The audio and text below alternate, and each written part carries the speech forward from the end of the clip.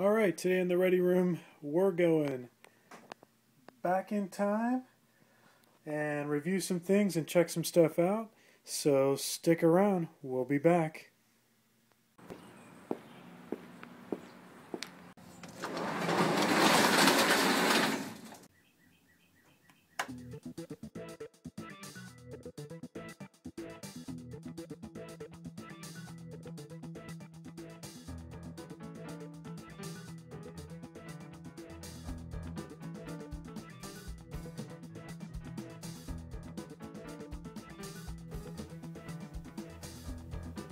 Okay, welcome to the show. What we have here is some reviews today that I want to go over a few things. The first thing I want to show you is this Dremel 4000. I got this several months ago as a gift, and I've been hanging on because I wanted to sort of unveil it and show it. This is a great tool. Helps with a lot of model work and fine work, even just around the house, so I'm pretty excited about. So I'm going to open up the box and show you, because one of the things I want to do is get using this in some of the sanding on the K7, which is in dire need of finishing, and I am like right at the line of finishing it, but this will help me sand a lot faster parts of the K7. So let's open up and we'll take a look here. First off, it comes in this neat little box that kind of encompasses a case. You can see, here's the back of the box. Show you all the tools and stuff that it gives you. Gives you kind of some of the rating on here. Let's see if we can get some focus there for you. Okay. All of the. But this is the 4000 model, so it was a gift, and so I don't actually know how much it runs, and probably don't want to know how much it runs. But we'll get it out of here in a second, and be right back. Alrighty, here's the case, and it's pretty nice. Seals up real nice, and you just kind of open it almost like a suitcase, and this is what you find when you open it up.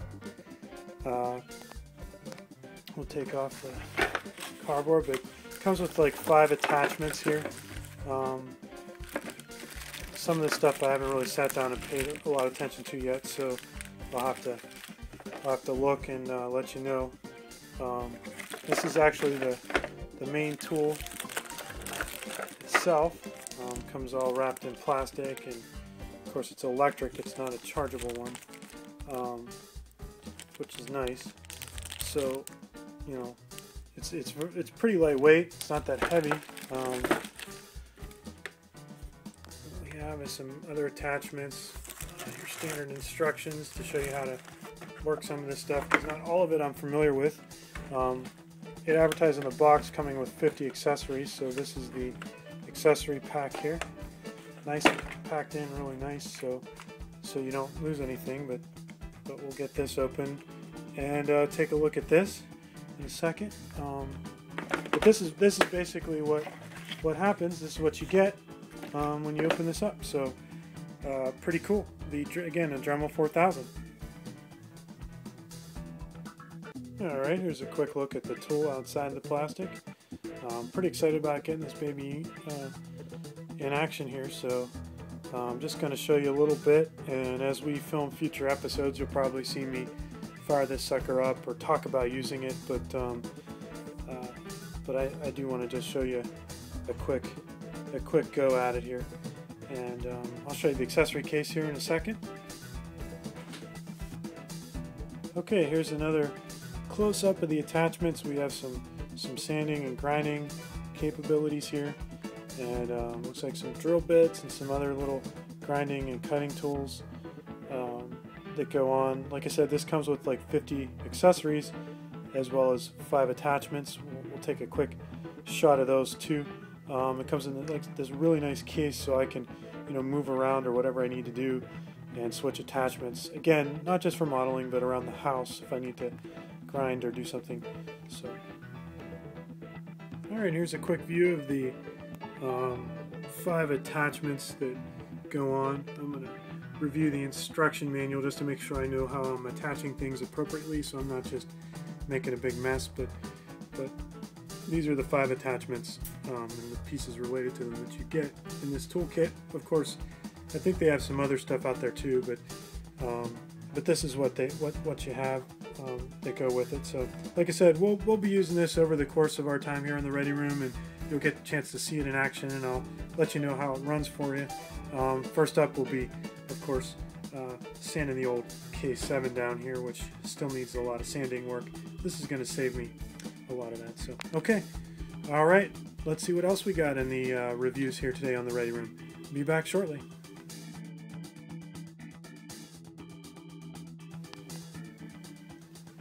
Okay, so the first thing we've got is is a very old model kit. I recently have moved, actually more than recently now, and I've been going through some old things, and I found this was actually my grandfather's, and it's a very old box. This is a Maverick. It's kind of a joke because my grandfather, his first name was he was known by Eddie. And he was not known as being a very fast man. So the fact that this race car driver was Fast Eddie. My grandfather, who died quite a long time ago, actually, I think back when I was about 15 or so, he used to build models all the time, and this is one he never actually got to, but he had for a long time. And my grandmother, who's also gone now, she passed away too a long time ago, but had actually gave this to me to build. Actually, there were 2 model kits in here, and I'll show you what I mean in a second. But this is just a shot of the box. It'd be really cool if I can find a new version of this somewhere out there. So if anybody knows, send me a message or let me know, and we can take a look. But this is basically the box, and there's really nothing underneath. What was really cool about this model, first off, I built it when I was about 15. So, but before I get into the model, this was another model kit that she had stuck in there, and my grandfather, I guess, had cut this out off the box to see what it looked like. And I don't know where this kit is. It was a snap kit, and I actually remember building it. So I did build it around the same time too. But basically I didn't. I don't know where the actual kit is. It might even have been thrown out. But it's funny. This was jammed in there. So here's the instructions for the kit. They're pretty simple here. Let's start with it shows you the engine pieces. It shows you how to put the headers together, and then of course the interior and the chassis. Okay, and notice they have axles. It's actually a metal axle. We'll see if we can get a shot of that on the actual model here in a second. And on the back is the final assembly where you put all these pieces together. So it was a pretty cool kit to build and put together. I remember I did it. Here's the color calls out here. I don't even know if those numbers are still valid, but it's really cool to see. Here's the information there on the model, but I don't think I'm giving away any copyright because this is just so old that it's been through a lot. So it'd be cool to even look up to see if this race car driver is even still around or if he's still alive or whatever. But this is the instruction booklet. Here's the model. When I was young and I didn't really have a lot of money, so we didn't have any paints. So I basically built the model without painting it, which is kind of sad. I might be able to go back and do some hand painting, but the hood comes off. There's some pieces that have kind of fallen out, but there's the engine. One of the things I thought was really cool about this model is these are actual rubber pieces they give you, like rubber hosing. Something I don't see much or if at all in some of the newer model kits. But that, and they had some colored plastic. The taillights are colored plastic. And like I said, the metal axles, I don't think we can get a shot. Yeah, I don't know if you can see right in there. that's a metal axle, and these wheels actually turn on this car because it's a metal axle. So they don't turn that great, but they're freewheeling. You know, rubber tires. So it's pretty cool to see this. But this is back when I was a teenager building model kits, and this is probably maybe about the third one I built. So I didn't, like I said, we didn't have any money for paint. I just didn't have it, but I had fun building them. So but here's some other pieces in here just kind of hanging out. You know, it's interesting because it tells you to put a spoiler on, and there's no here's a spoiler here. There's no spot for the spoiler. So I actually have to, if I tend to finishing it, I'm gonna have to just kind of guess and center it. You know, you'd expect a little, you know, a registration pin and something to hold it on, but it doesn't. It's basically you put, I don't even know if you can see these tiny little pieces here. You put it in and like that, and then you just kind of guess where it goes in the center. So let's see. So with that, we have the decal sheet. These decals are actually not as yellow as I thought they would be. There's a little bit of yellowing in here and on the edges of this, but I actually thought it'd be cool if I did manage to kind of finish this model out and paint it, at least maybe the exterior, if anything. We could maybe copy it on paper, like scan it in and print it out on decal paper and kind of restore them. So it's bent, but here's a shot of the back if you want to take a look, and it gives you the instructions on the back, so pretty neat. So kind of a cool model kit from the past, and so maybe we'll come back to this one here in the ready room at some point and kind of fix it up. I think it's also interesting, I see pieces for the side windows are in here, so we might be able to actually put the windows in. I thought that was kind of interesting that was separate like that, but so pretty cool kit. And you know, anybody out there you know, has any information on this racer or this kit or what happened to the Johan company, I don't know. It'd be kind of cool to hear from anybody. So okay, we'll be back shortly with another review here in a moment. Catch you soon. Okay, so here's another model kit. This was bought back when Star Trek Generations came out, so I think it was around 1994, if I've got my year correct. I found this one also. It's much more assembled, but it's kind of interesting. Again, I was still in high school, still a teenager when I was working on this, but I had a job at the time, so I was able to afford some paints. But I'll show you. We open it up. It's interesting, it's been sitting around in this box for a long time. I got a lot of stuff crammed in here, but this kit is still out there, but this is not the clear kit. This is actually the molded plastic. I never painted this, but I did paint the phaser array and that kind of thing on it. You can see some glue has managed to find its way. I'm actually thinking about some light sanding and a clear coat. And I might be able to actually finish this up and kind of repair this model too.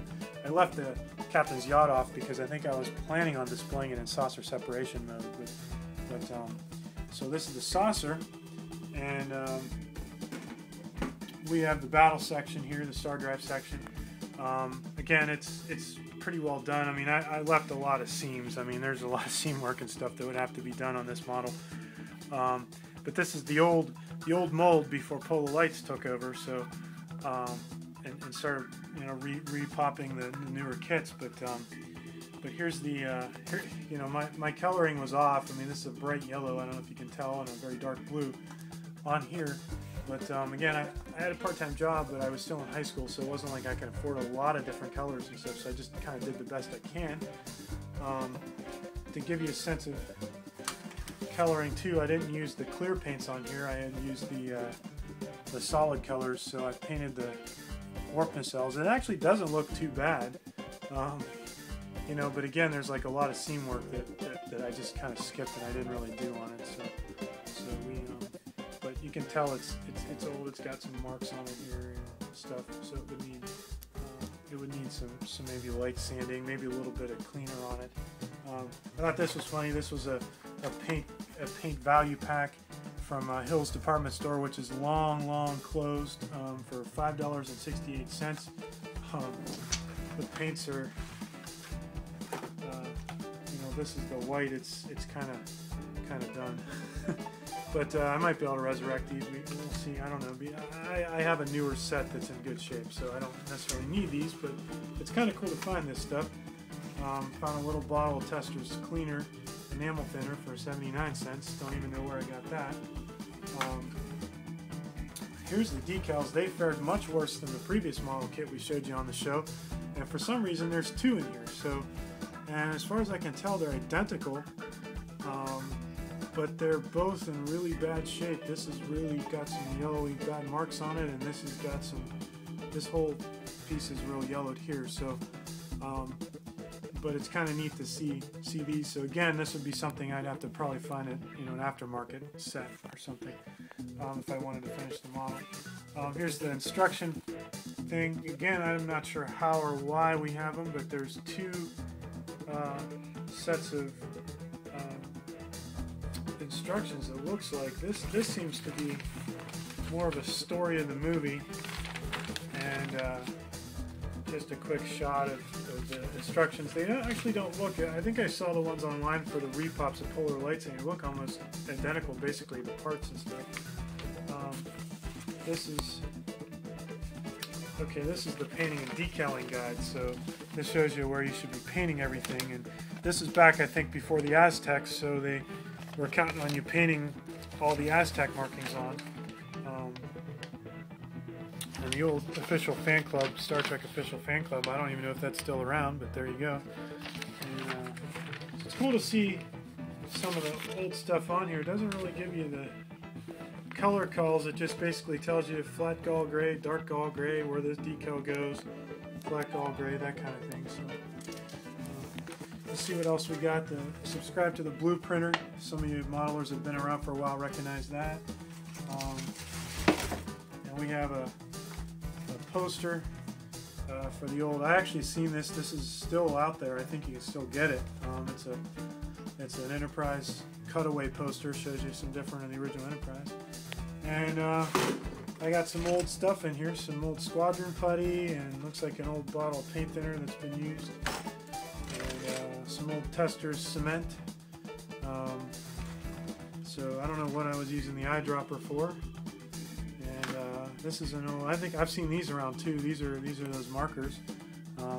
They're paint markers. I don't even know if it'll see what the condition of it is. There we go. Looks like it's pretty done.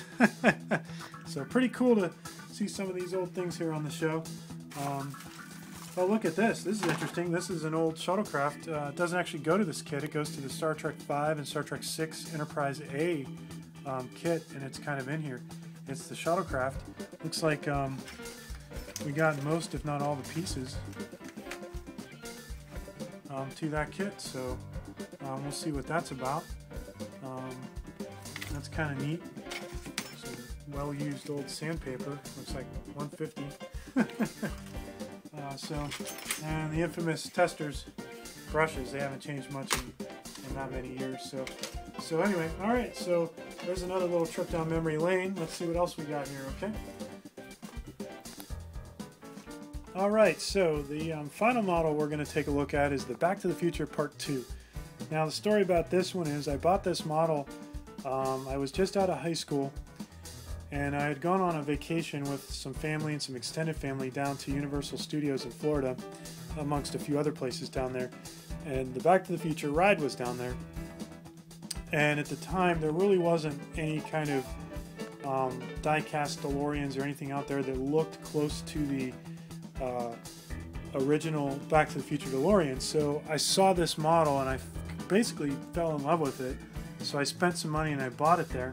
I was just starting college at that point, and I still had a part-time job. So my plan was to work on this just a little bit as a way to kind of fill my summertime and relax a little bit. This model, I'll show you the box. I don't even know how to say those words, but it's basically, I think they may still make this kit. I don't know. It might be in different packaging. I haven't looked, but I was so concerned about this kit making it home in one piece that I actually, yeah, Universal Studios, $24.95 was the price of the model. So I actually made this the carry-on on the airplane, and I remember I held it during the flight and everything, so because I didn't want the parts to break or anything to happen in transit. So anyway, let's open it up and see what we got in here. I only actually got this far on it. It's got a triggering mechanism that the wheels supposedly come down, but I noticed this one isn't working like it should, but that's okay. Take a look at that. But I got this far on it. Here's the main body. It's actually in pretty good shape. You know, but there are a lot of parts to this model. It's interesting. It's molded in a lot of the colors that I think you need. I mean, there's some painting that needs to happen with some of it, but this is obviously some sprue. But you can see like some of the pieces are molded in color with it. That's the windshield wipers. Anyway, let's take a look at the instructions here. As you can see, they're in Japanese, which is not something that jumped out when I bought the model. I didn't think it would be in this much Japanese on it, but luckily there looks like there's some translation there, so that's great. It looks like I got through. Let's see. Not sure. Anyway, but yeah, here's the instruction sheet. Just kind of show it.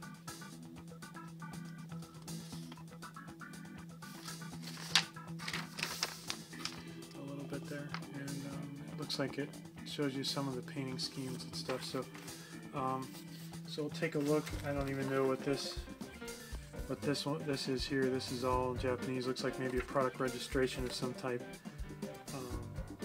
It's not really that clear. And I left a lot of the parts in the bag, looks like. So, which is a good thing, so they'll be in pretty good shape. That this molded in a silver color. Again, looks like a lot of parts.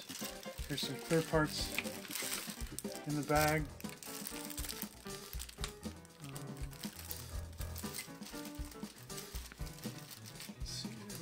Looks like the tires and the rest of the front wheels. So that's about it. I'm not sure what this is. This is some kind of, it says grease. So it's a little tube of grease. I'm not sure what for.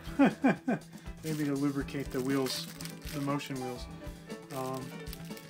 And I think this is the base, if I'm looking at the box correctly.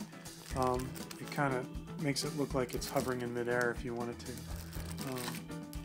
The decals look like they're actually in pretty good shape. They're inside the bag, so we're not really able to get it out. Here's the flux capacitor. Let's see if we can hold the decal there. There's the flux capacitor for those die-hard fans. There you go. Maybe I'll just transport that and just put that right into my regular car and see what happens. So okay, so pretty neat to see some stuff from the past. I had started this model. I remember the story on this. I had started it, but then we ended up moving for the first time, and it got packed in a box, and I never got back to it because then I went off to college. I transferred campuses, so I never got back to it. So maybe we'll resurrect this model on the ready room and see what happens. So okay, so I hope you enjoyed this trip down memory lane. We're going to get the Dremel in action and get back to the K7 here. And we'll just lay out one more look at the models here real quick.